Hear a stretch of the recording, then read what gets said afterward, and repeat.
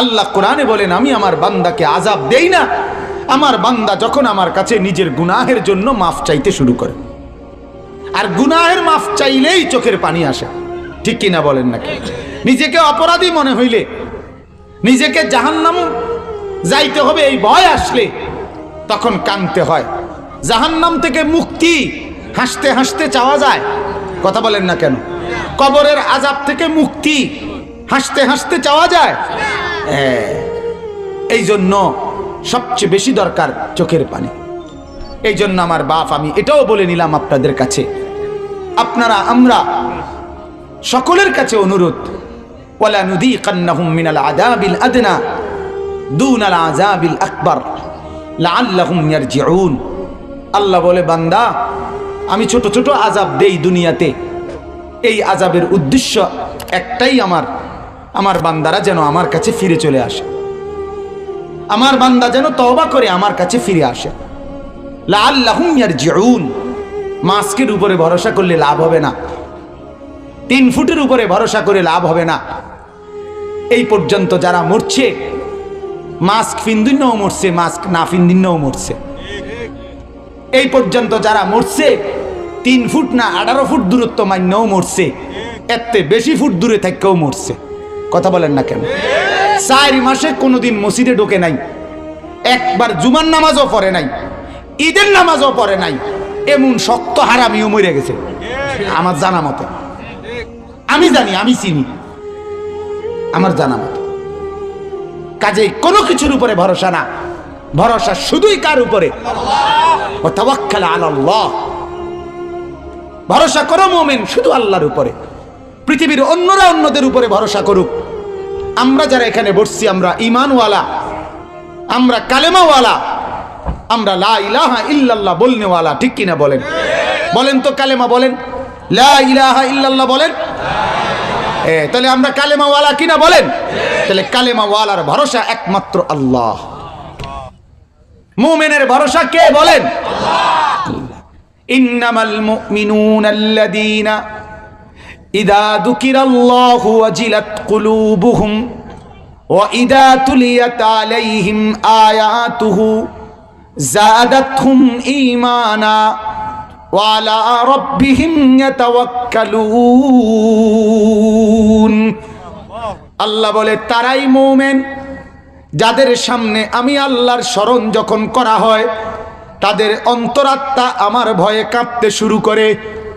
আল্লাহ বলে, তারাই মুমিন যাদের সামনে আমার কোরআন যখন তেলাওয়াত করা হয় তাদের ঈমান আগের চাইতে বেড়ে যায়। আর 3 নম্বরে আল্লাহ বলেন, তারাই মুমিন যারা সর্বাবস্থায় আমি রবের উপরেই ভরসা করে। কার উপরে? অতএব ভরসা করেন কার উপরে? আল্লাহ বলেন, ওয়া তাওয়াক্কাল আলাল হাই, ওয়া তাওয়াক্কাল আলাল হাই আল্লাযী লা ইয়ামুতু। আল্লাহ বলেন, তোমরা ভরসা করো হাই যিনি, তার উপরে। হাই কাকে বলে? আল্লাহ বলেন, আমি বলছি কাকে বলে। আল্লাযী লা ইয়ামুতু, যিনি কখনোই মরবে না, তাকে বলে হাই। তাকে বলে কি? আল্লাহু লা ইলাহা ইল্লা হুয়াল হাইয়ুল কাইয়্যুম। আল্লাহ বলেন, আমি হলাম হাই। হাই তাকে বলে আল্লাযী লা ইয়ামুতু, যিনি কখনোই মরবে না। আল্লাহ মরবে কখন? বলে না। আল্লাহ মরবে কখন? না, কখনোই না। কুল্লু মান আলাইহা ফান ওয়া ইয়াবকা ওয়াজহু রাব্বিক। আল্লাহ বলেন, ইসরাফিল ফু দিলে কায়নাতের সব কিছু শেষ হবে। ইসরাফিল ফু দিলে একটা সময় ইসরাফিল নিজেও শেষ হবে। যেই মালাকুল মউত আজরাইল সবার রূহ কবজ করছিল, সেই মালাকুল মউত আজরাইলও শেষ হবে, কিন্তু আমি মালিক তখনও থাকবো। তখনও থাকবে কে? আল্লাহ। আল্লাহ ইয়াবকা ওয়াজহু রাব্বিক, রব তখনও থাকবেন, তখনও থাকবেন। এই জন্য বাপ আল্লাহ বলেন, ভরসা করো যিনি হাই তার উপরে। নেতার উপরে ভরসা কইরো না, নেতা হতে পারে তোমার আগে মরে গেছে, ঠিক কিনা বলেন? তুমি দুনিয়ার কারো উপরে ভরসা কইরো না, হতে পারে তোমার আগে সে মরে গেছে। বিবির উপরে ভরসা করো না, বিবি হইতে পারে তোমার আগে মরে যাবে, সন্তান উপযুক্ত কামাই রোজগারি করে না, ভরসা কইরো না। ওই কবরস্থানে জোয়ান মানুষের কবরও আছে, ঠিক কিনা বলেন? আমার বন্ধু, কবরস্থানে দাঁড়ায় দেখো বন্ধু, 3 বছরের বাচ্চার কবরও আছে, 10 বছরের বাচ্চার কবরও আছে, 18 বছরের যুবকের কবরও আছে, 22 বছরের নওজোয়ানের কবরও আছে, আবার 90 বছরের বুড়ার কবরও আছে। এই দুনিয়ায় আসতে বান সিরিয়াল হয়, যাইতে কোনো সিরিয়াল হয় না। এই দুনিয়ায় আসতে আগে দাদা আসছে, এরপরে আমার বাপ আসছে, এরপরে আমি আনিসুর রহমান সন্তান আসছি। কিন্তু আমার আল্লাহ বলে আসতে তো বান্দা সিরিয়াল মানাইছে, যাইতে সিরিয়াল হয় না। দাদা থাকতে নাতি মরে যায়, বাপ থাকতে সন্তান মরে যায়। হাজারো বাপ নিজের সন্তানের লাশের খাটিয়া বাপ নিজের হাতে কবরস্থানে শোয়াইছে, ঠিক কিনা বলেন? কত দাদা নাতির লাশ নিজের হাতে নিজের কাঁধে নিয়া নাতির লাশ নিজের দাদা নিজেই হাতে কবরে রাখছে। অতএব বন্ধু, দুনিয়ায় যাওয়ার কোনো সিরিয়াল হয় না, দুনিয়ায় যাওয়ার কোনো ধারাবাহিকতা হয় না। আমার মালিক বলে আমি যা চাই তাই করি, আমি যারে যতক্ষণ মন চাই হায়াত দেই। আমার জওয়ান বন্ধু, ওই মুরব্বী 90 বছরের 60 বছরের ওই বুড়ো লোকটারে দেইখা তুমি ধোকা খাইও না, তুমি আবার ওই বুড়া হবা না। না, আল্লাহ বলে ওয়া মিনকুম মান ইউতাওয়াফা মিন ক্বাবলু, আমি আল্লাহ বৃদ্ধ পর্যন্ত পৌঁছবার আগে আগেই আমি আল্লাহ জওয়ান থাকতেও মৃত্যু দেই, ছোট্ট বাচ্চা থাকতেও মৃত্যু দেই, দেয় কিনা বলেন? হ্যাঁ। অতএব কার উপরে ভরসা করো? তাহলে করোনায় ভরসা কার উপরে? মহামারীতে ভরসা কার উপরে?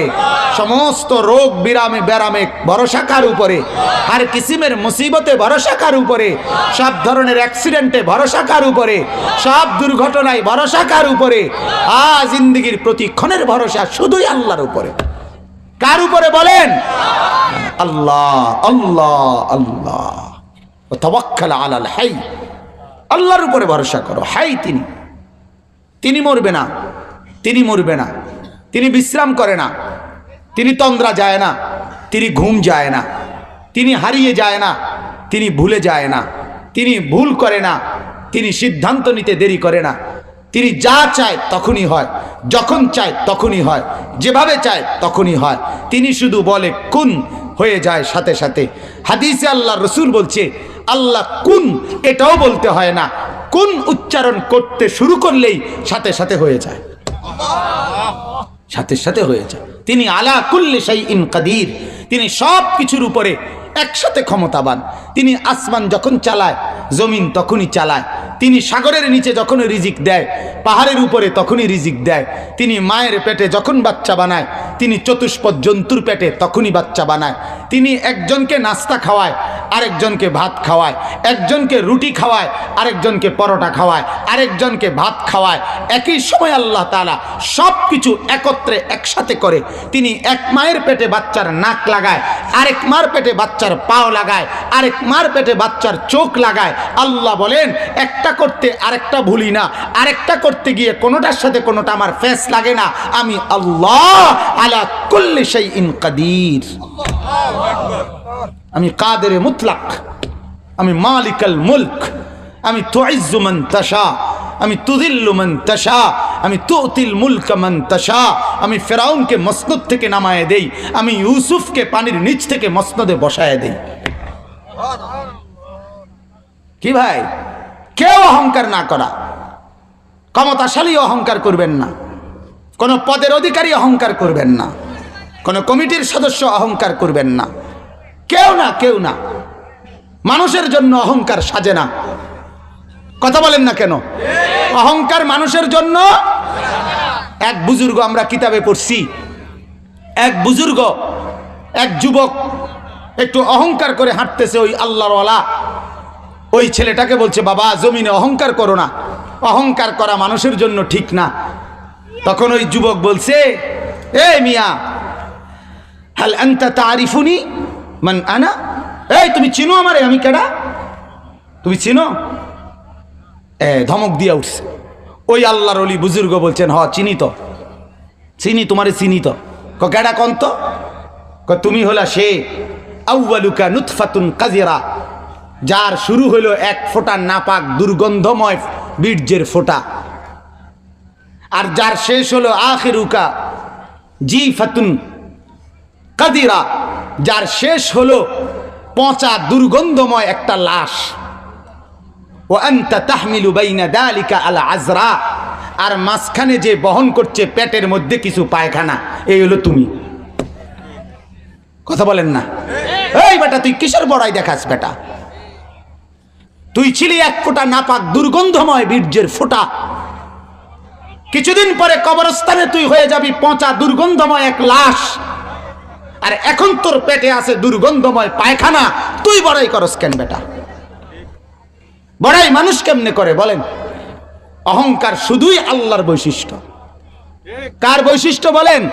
এজন্য আল্লাহ পাক বলছে আল কিবরিয়া উ রিদাই, অহংকার আমার গায়ের চাদর।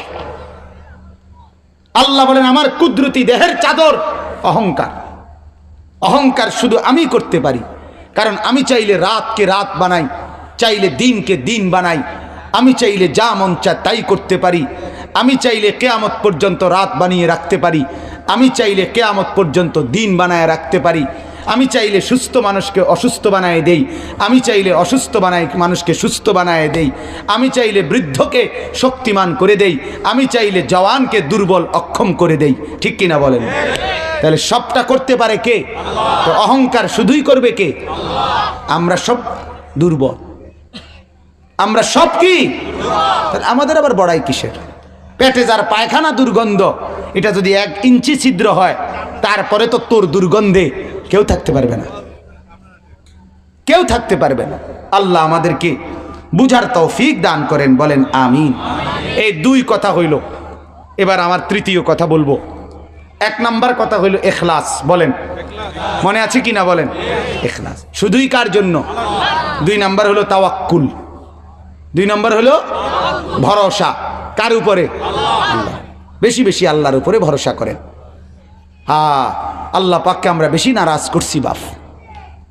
ফেরাউনের উপরে আযাব এতদিন ছিল না, নমরুদের উপরে আযাব এতদিন ছিল না, সাদ্দাদার কারুনের উপরে আযাব এতদিন ছিল না। আল্লাহ তাআলা ইতিপূর্বেও বহু আযাব দিছেন। নূহ আলাইহিস সালামের জাতিকে আযাব দিয়া ধ্বংস করে দিছে, লূত আলাইহিস সালামের জাতিকে আযাব দিয়া আল্লাহ ধ্বংস করে দিছে, হুদ আলাইহিস সালামের জাতিকে আল্লাহ আযাব দিয়ে ধ্বংস করে দিছে, সালেহ আলাইহিস সালামের জাতিকে আল্লাহ আযাব দিয়ে ধ্বংস করে দিছে, শুআইব আলাইহিস সালামের জাতিকে আল্লাহ আযাব দিয়ে ধ্বংস করে দিছে, আব্রাহা বাদশাকে আল্লাহ আযাব দিয়ে ধ্বংস করে দিছে, কারুনকে আল্লাহ আযাব দিয়ে ধ্বংস করে দিছে, নমরুদকে আল্লাহ আযাব দিয়ে ধ্বংস করে দিছে, ফেরাউনকে আল্লাহ আযাব দিয়ে ধ্বংস করে দিছে। কিন্তু দোস্ত, কোনো আযাব এতটা লম্বা ছিল না। আজ আমরা আমাদের মালিক, আমাদের উপরে এই পরিমাণ নারাজ, আমরা মালিকের সাথে এই পরিমাণ নাফরমানি করেছি যে আমাদের মালিক 1 বছর হয়ে গেল আমাদের আযাব তুলে নিচ্ছে না। করোনা গেছে গা? মহামারী চলে গেছে? তাহলে আযাব। এটা করোনা মূলত কি? আযাব। বলেন বলেন সবাই বলেন, করোনা মূলত কি? আমার শায়েখ আরিফ বিল্লাহ আল্লামা মুফতি মুশতাকুন নবী সাহেব হযরত সবসময় বলে, ও মুসলমান ভাইয়ারা শুনেন, হযরত বলেন চায়নার বিজ্ঞানীরা বলছে এটার নাম করোনা, এর লাগে আমরা কই এটারে করোনা। ওরা যদি এটার নাম কইতো দরোনা, আমরা কইতাম এটারে কয় দরোনা। ওরা যদি বলতো এটার নাম মরোনা, আমরা কইতাম মরোনা। ওরা যদি কইতো সেরোনা, আমরা কইতাম সেরোনা। ঠিক কিনা কর না কেন? আরে বলেন ঠিক কিনা বলেন। অতএব করোনা না মরোনা না দরোনা না সেরোনা, মূলত এইটা না, আমাদের বুঝ হলো এইটা, এটা আযাব। এটা কি বলেন না? এটা আযাব, এটা আযাব, এটা আযাব। অতএব এটার মূল নাম হইল আযাব। আর আযাব আসে কি কারণে? গুনাহের কারণে। কথা বলেন কি কারণে? হ্যাঁ, নওজোয়ান সাথীরা, আমার যুবক ভাইরা, যারা গুনাহের উৎসব জমাইছিলা, অশ্লীল নারীর ছবি রাত ভর দেখছিলা, বিশ্বাস করো দোস্ত, আজ পৃথিবীবাসী তোমার কারণে কষ্ট পাচ্ছে। বেপর্দা মাকে বলি, বেপর্দা বোনকে বলি, গোটা পৃথিবী এখন তোমার কারণে কষ্ট পাচ্ছে, কারণ আল্লাহর নাফরমানির কারণে আযাব আসে। আমাদের মাদ্রাসাগুলোর কারণে আযাব আসে নাই, আমাদের নুরানির বাচ্চাগুলোর কারণে আযাব আসে নাই, আমাদের হেফজখানার বাচ্চাগুলোর কারণে আযাব আসে নাই। আমরা তো কোরআন পড়ছিলাম, আমরা তো নামাজ পড়তেই ছিলাম, আমরা তো আজান দিতেই ছিলাম, আমরা তো মাদ্রাসায় বাচ্চাদেরকে আল্লাহর কোরআন পড়াচ্ছিলামই। এই পাপী আর নাফরমানরা নাফরমানির কারণে আজ গোটা পৃথিবী কষ্ট পাচ্ছে, আজ নাফরমানির কারণে আযাব আসছে, এতে কোনো সন্দেহ নাই। আমার বাপ, আযাবের কারণে একটাই গুনাহ আর নাফরমান। এজন্য মার্চ মাসের 17 তারিখ যখন সরকারি ঘোষণা দেওয়া হয়েছে ব্যাপকভাবে মাদ্রাসা বন্ধ করে দিতে, আমার শায়েখ আল্লামা মুফতি মুশতাকুন নবী সাহেব হযরত আমারে বলছে, মাওলানা মাদ্রাসা বন্ধ এটা বলবেন না, ছাত্র সব বাড়িতে পাঠিয়ে দেন, মাদ্রাসায় প্রয়োজনে আপনি একা থাকেন, কিন্তু মাদ্রাসা বন্ধ করে দিয়েন না।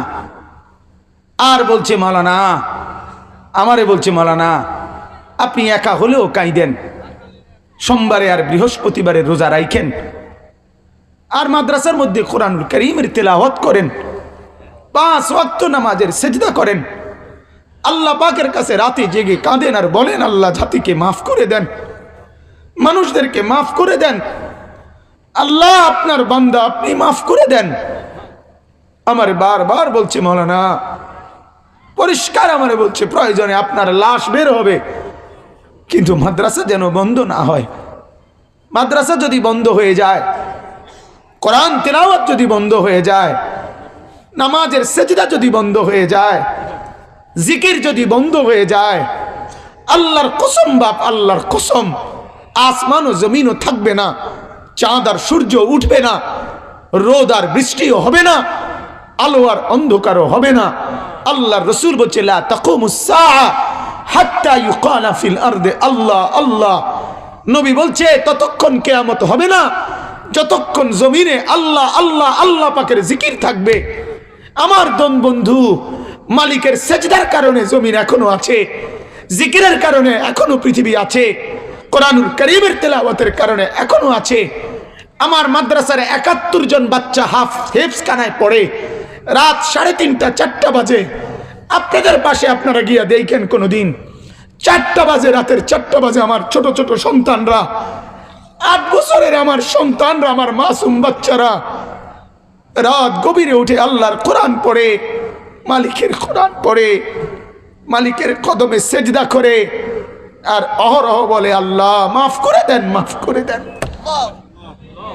ওদের চোখের পানির কারণে গোটা মহল্লাবাসী ঘুমায়, আর বাচ্চারা তখন কোরআন পড়ে। আজকে যে ছেলেটা ইব্রাহিম কোরআন শরীফ পড়ছিল এখানে, আপনি একবার ভাবেন, শুধু আমি শুধু বুঝার জন্য বলছি, আমার দিলে এটা আসছে এই জন্য বলতেছি। এই ছেলেটা মালিকের কোরআন পড়ছে, হাফেজ হইতেছে।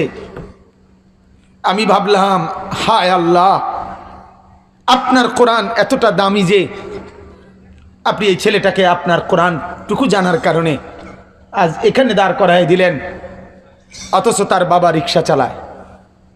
ঠিক কিনা বলেন না কেন? বলছি লজ্জা দেওয়ার জন্য বলি নাই, বুঝার জন্য।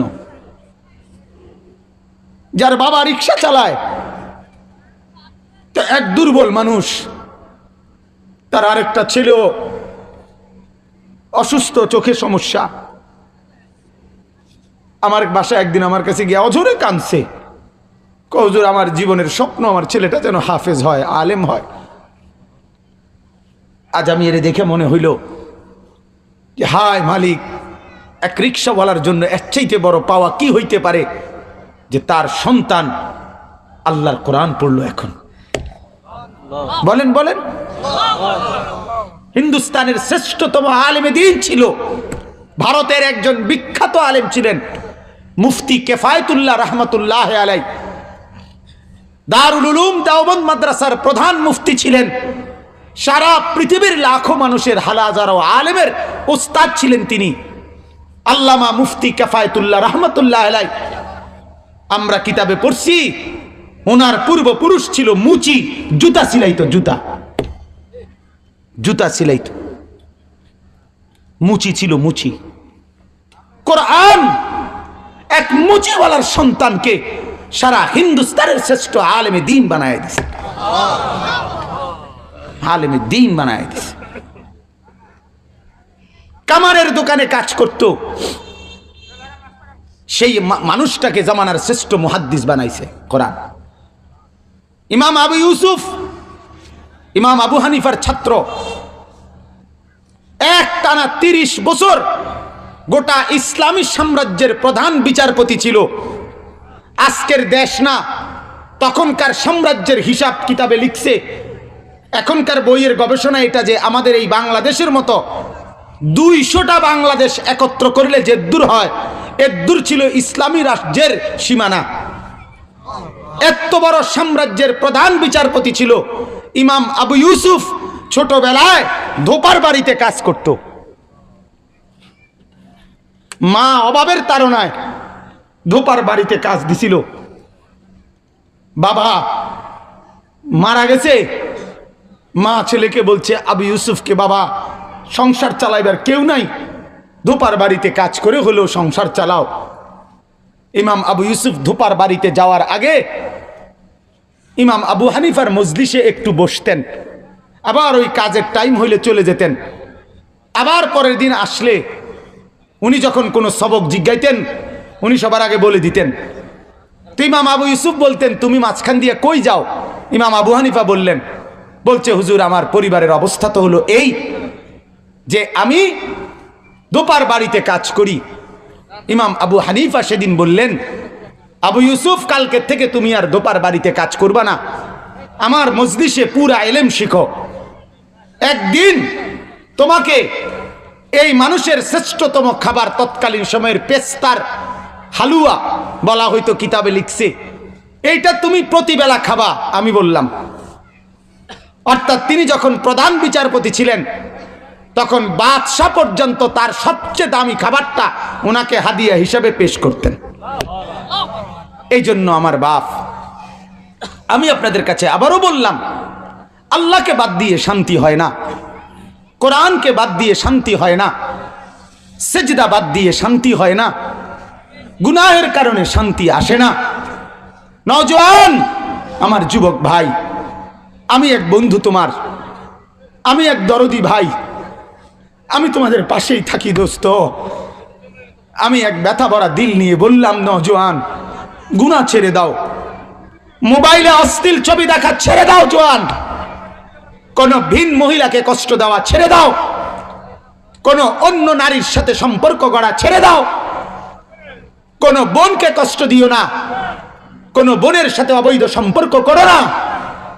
আল্লাহর কসম, এই গুনাহ তোমার ইজ্জত দেবে না।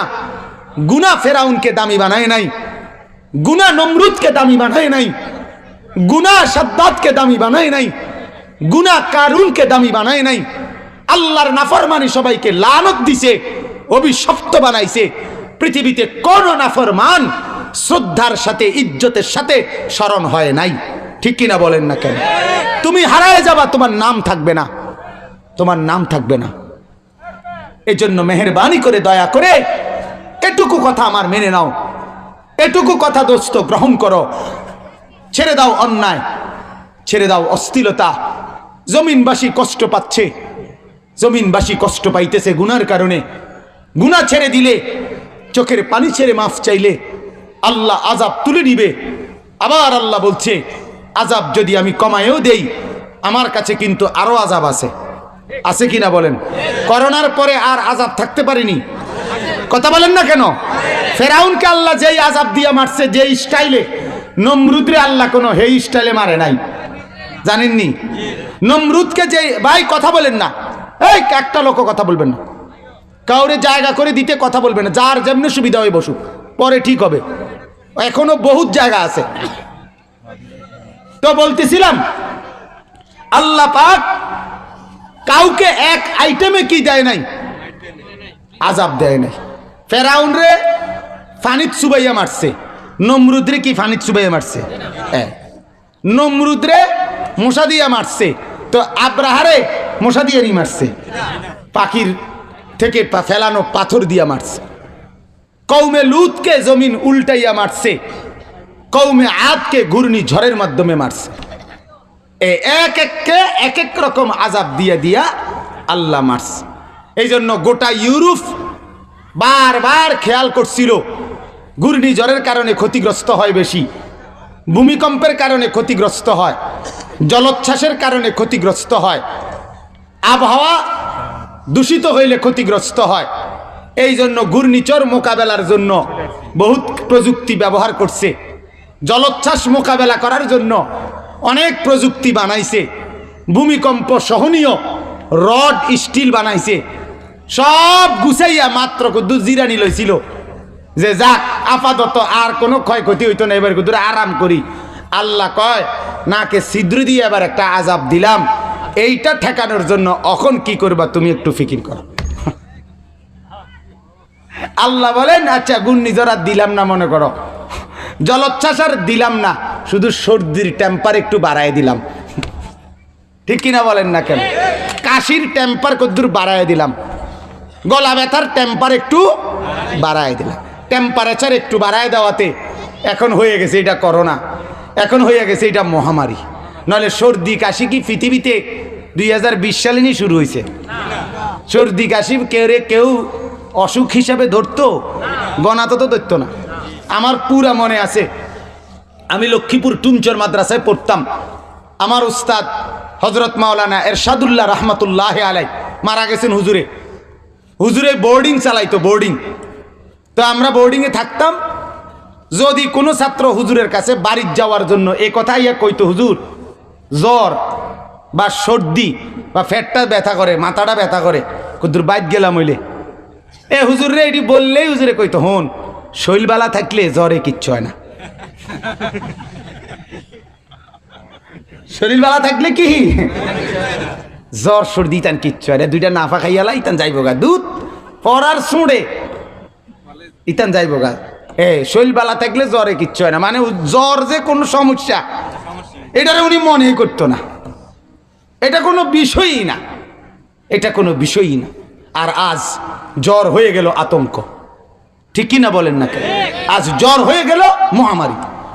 জ্বর হয়েছে শুনলেই লাফ মারে। এই জন্য আমার বাপ আল্লাহ তাআলা বললেন আযাব আসে কি কারণে বলেন? গুনাহের কারণে, গুনাহের কারণে। আর আযাব যায় কি কারণে? কিচ্ছু হয়েছে না, কিচ্ছু হয়েছে না। এদিকে তাকান, আযাব যায় কি কারণে? ইস্তিগফারের কারণে। তাহলে আযাব আসে কি কারণে বলেন? আযাব যায় কি কারণে? চোখের পানি ফেললে, গুনাহ মাফ চাইলে। আপনি যদি বলেন আল্লাহ গুনাহ মাফ করবনি, যে এই গুনাহ কইরা থুবাইয়া লাইছি এটি আসলে ক্লিয়ার করতাম পারুমনি হুজুর। আল্লাহ বলেন ইয়া আদম, হে বনি আদম, লাউ বালাগাত যুনুবুকা আনানাস সামা সুম্মা ইস্তাগফারতানি, আমার বান্দা যদি তোমার গুনাহ আসমান ছুঁয়ে যায়, আল্লাহু আকবার, অতঃপরও যদি আমার কাছে তওবা করো, চোখের পানি ছেড়ে দাও, আমি ওয়াদা দিলাম গাফারতু লাকা ওয়ালা উবালি, আমি কাউকে জিজ্ঞাসা না করে তোমারে মাফ করে দেব। যদি আসমানও ছুঁয়ে যায়, ওয়ালা উবালি, আমি মোটেই পরোয়া করব না, আমি কাউকে জিজ্ঞেস করব না। তাইলে মাফ করবেনি? কথা বলেন না কেন? আমার মালিক এমন মালিক, 100 খুনের আসামিকে তিনি জমানার আউলিয়া বানাইছেন। আমার মালিক এমন মালিক, বেশ্যা নারীকে যিনি জমানার আউলিয়া বানাইছেন। তাইলে আমাদেরকে আল্লাহ মাফ করতে পারেনি? এজন্য মাফ চান, এজন্য দয়া করে মাফ চান, দয়া করে ইস্তিগফার করেন, গুনাহ ছেড়ে দেন। যে যেখানে আছেন নাফরমানি ছেড়ে দেন, হালাল খান, হারাম ছেড়ে দেন, সুদ ছেড়ে দেন, ঘুষ ছেড়ে দেন, জিনা ব্যভিচার ছেড়ে দেন, অশ্লীলতা বেহায়াপনা ছেড়ে দেন, গালিগালাজ ছেড়ে দেন, টেলিভিশনে নর্তকীর নাচ দেখা ছেড়ে দেন, অশ্লীল ছবি দেখা ছেড়ে দেন, নাটক সিনেমা দেখা ছেড়ে দেন, মারা বেপর্দা ছেড়ে দেন, বোনেরা বেপরদেগি ছেড়ে দেন। এত বড় মহামারীও আমাদের মাদেরকে বুঝাইতে পারলো না, আমাদের বোনদেরকে পর্দাওয়ালা বানাইতে পারলো না, এর চাইতে বড় লানত অভিশাপ আর কিছু হইতে পারে না। যেই যুবক এখনো নামাজ পড়ে না, কসম খোদার আমার দোস্ত, তোর দিল তো পাথর হয়ে গেছে। আরে পাথরে আল্লাহ কোরআনে বলছে, কোরআনে সূরা বাকারাতে আছে পাথর, আল্লাহ বলে পাথর পাহাড় থেকে আমার ভয়ে পাথর নিচে গড়িয়ে পড়ে। আরবার বলছে আল্লাহ, পাথর আমার ভয়ে কাঁদতে শুরু করে, আর পাথর কাঁদলে সেটা ঝর্ণার পানি হয়ে নামে। আল্লাহ বলে পাথর আমার ভয়ে কাঁদে, পাথর আমার ভয়ে খসে পড়ে। আর তুই মানুষ, তোর কলিজাটা এত বড় শক্ত হয়ে গেছে যে এত বড় মহামারী চলা অবস্থা তো তুমি বন্ধুরে মসজিদে দেখা যায় না, বোনকে পর্দাওয়ালা দেখা যায় না, ঘরে এখনো টেলিভিশনে নর্তকীর নাচ বন্ধ হলো না। হায়, ফিরবেন কখন আমার ভাই, ফিরবেন কখন, বুঝবেন কখন? আল্লাহর কসম করে বলি, মহামারী আরও আছে, আযাব আরও আছে। আমি 2 মাস বিছানায় অ্যাক্সিডেন্টে থাকাকালীন সবচেয়ে বেশি যেই বইগুলো কিতাবগুলো পড়ছি, তার মধ্যে এই বিষয়ে পড়ছি যে কিয়ামতের আগে আর কি কি হবে, নবী কি বলে গেছেন। এটার উপরে আমি ওই 2 মাস একটানা বিছনায় বসে বসে অনেক পড়ছি আলহামদুলিল্লাহ। ওই পড়তে গিয়ে দেখছি আল্লাহ রসুল বলছে কিয়ামতের আগে 3টা বছর একটানা দুর্ভিক্ষ চলবে।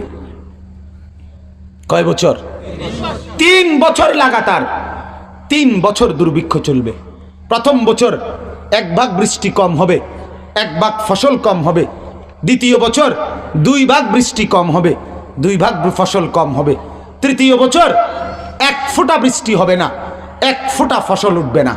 লা তামতুরুস সামা ওয়ালা তামবুতুল আরদু, আসমান থেকে বৃষ্টি নামবে না, জমিন থেকে ফসল উঠবে না। আল্লাহ রসুল বলেন, মানুষগুলোর মধ্যে যখন দুর্ভিক্ষের কারণে, অভাবের তাড়নায় হাহাকার পড়ে যাবে, ফায়াখরুজুদ দাজ্জাল, তখন দাজ্জাল বের হবে 3 বছরের দুর্ভিক্ষের মাথায়। আর দাজ্জাল বলবে, আমার কাছে রুটি আছে, আমার কাছে গোশত আছে, আমার কাছে পানি আছে।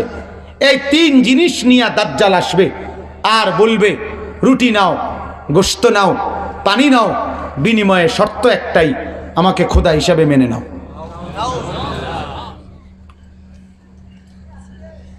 আমার দোস্ত, 3 বছর বাদ দেন, 3 মাস বাদ দেন, 15 দিন যদি কারো ঘরওয়ালারা বিবি বাচ্চা নিয়ে ক্ষুধার্ত থাকে, ঘরে চাল নাই, ডাল নাই, তেল নাই, আলু নাই, খাদ্য নাই, খাবার নাই, কিছুই নাই। কারণ লকডাউনের সময় তো ছিল সবই, আনতে একটু অসুবিধা হয়েছে, আয় রোজগারি একটু কমে গেছে, এলোমেলো হয়েছে কিছুটা, এই তো। এরপরেও তো মানুষের হাহাকার ছুটে গেছে, ঠিক কিনা বলেন না কেন? আর যদি বাস্তবিকে 1 কোটি টাকাই থাকুক না আপনার, কিন্তু ফসল তো উৎপন্ন হয় নাই, আপনি কিনবেন কি? কথা বলেন না কেন? 50 টাকা হোক না আলুর কেজি, পাওয়া তো গেছে, কিন্তু পাওয়া না গেলে 150 টাকা হোক না পেঁয়াজের কেজি, পাওয়া তো গেছে, পাওয়াই না গেলে, উৎপাদনই না হলে, তখন আপনি কি করবেন? এই অবস্থায় যদি কারো ঘর 15 দিনের ক্ষুধার্ত থাকে, আর ওই টাইমে যদি ঘোষণা আসে ক্যান্টনমেন্টে রুটির গাড়ি আসছে, পানির গাড়ি আসছে, গোশতের গাড়ি আসছে, ওইখানে একটা কোম্পানি রুটি পানি গোশত দিচ্ছে, শুধু একটা ফর্মে সই দেওয়ান লাগে, নিচে দিয়ে একটা সই দিয়ে এডি লন লাগে, ওই ফর্মের মধ্যেই লেখা আছে, আমি এই কোম্পানিকে যারা দিচ্ছে তাদেরকে সর্বময় ক্ষমতার অধিকারী মনে করে নিলাম। নিচে সই দিল, ওই লোক ফর্মও পড়ব না, বলবে প্রয়োজনে আমার থেকে আগে সই লই এলান, আমারে রুটি দেন। ঠিক কিনা বলেন না কেন? যদি বলে কেউ, আমার মতো মৌলবি যদি দাঁড়াইয়া বলে, ও ভাই ফর্মটা একবার পড়ো না, একবার পড়ে দেখো না, এটা তো তোমার ঈমান নিয়ে নিচ্ছে, এটা তো দাজ্জালের বাহিনীতে তোমাকে যুক্ত করে দিচ্ছে, তুমি আল্লাহর দোহাই নিও না এই পানি, নিও না এই রুটি, নিও না এই গোশত। তখন এই মানুষগুলো ক্ষুধার্ত বলবে, হুজুর আমার আখিরাত দিয়ে কি হবে, ঈমান দিয়া কি হবে, আমার ফ্যাটি তো চলে না। ঠিক কিনা বলেন না কেন? তাইলে দোস্ত নওজোয়ান, আমার যুবক ভাই, তোমাকে সামনে যদি আল্লাহ হায়াত দেয়, তো আগামীর সামনেই দাজ্জাল, তোমার সামনে দুর্ভিক্ষ, তোমার সামনে আরো মহামারী, পিছনে না। এটা ঘটনা বলি নাই, যদি ঘটনা হইতো তাহলে না কইতা যাক হুঞ্চি কত ডরাইলাম আরই, কিন্তু এটা আমগো আমলেন না, এটা ঘটনা। কথা বলেন না কেন? ফেরাউনেরটা ঘটনা, নমরুদেরটা ঘটনা, আব্রাহারটা ঘটনা। এতে আপনি যদি ভয় পান বা না পান এতে কোনো অসুবিধা নাই, ঘটনা তো হয়ে গেছে। কথা বলেন না কেন? দাজ্জালেরটা ঘটনা, দাজ্জাল কি আসবে যে এটা ঘটনা? না না না, এটা আসবে। এটা কি আসবে? দুর্ভিক্ষ কি হয়ে গেছে? না আসবে। আরো মহামারী কি হয়ে গেছে? না আসবে। নতুন নতুন রোগ কি শেষ হয়েছে? না আসবে। আল্লাহ রসুল বলছে কিভাবে আসবে, মুসিবত কিভাবে আসবে। আল্লাহ নবী উদাহরণ দিয়ে বুঝাইছে, কান নিজামিন কুতিয়া সিলকুহু, এরকম তসবির দানা এখান দিয়া যদি কাইটা দেয়, এইটারে 100 দানা নিচে পড়তে কয় ঘন্টা লাগবে? বলেন না কেন? এই তসবির সবটি দানা পড়তে কতক্ষণ লাগবে? 2 সেকেন্ড, 1 সেকেন্ড, 5 সেকেন্ড। আল্লাহর রসুল বলেন তসবির দানা কেটে দিলে যেরকম সবগুলো দানা ঝুরঝুর করে পড়ে, এরকম একটার পর একটা মুসিবত তোমাদের উপরে আসবে।